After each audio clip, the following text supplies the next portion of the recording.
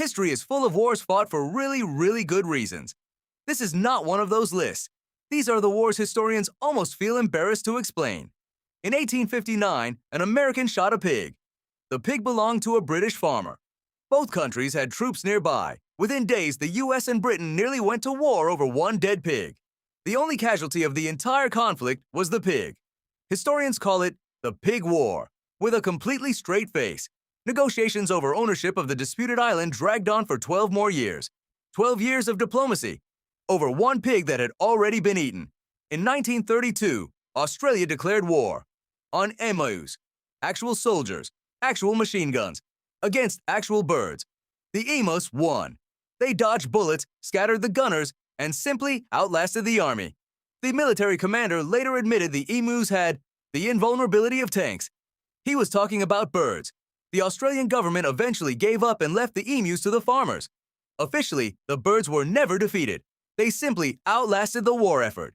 In 1925, Greece invaded Bulgaria because a soldier's dog ran across the border. The soldier chased his dog. Bulgarian guards shot him. Greece responded by invading an entire country over one runaway dog. The League of Nations had to step in and tell Greece to please calm down. Greece was ordered to apologize and pay compensation over a dog that eventually came home on its own.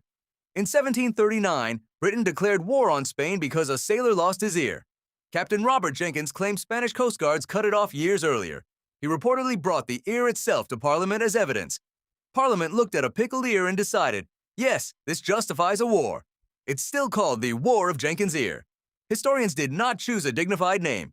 The war lasted 9 years and killed tens of thousands of people. Nobody remembers what happened to the actual ear. In 1896, Zanzibar and Britain fought the shortest war ever recorded. 38 minutes, start to finish. The Sultan's palace was mostly destroyed before he could even finish surrendering. Some historians argue it was closer to 45 minutes. Either way, most people spend longer than that waiting for coffee. The Sultan fled through a back window during the bombardment. He reportedly survived by hiding in a nearby house for the rest of the day. In 1969, Honduras and El Salvador went to war after a World Cup qualifier. Tensions were already high over immigration and land disputes.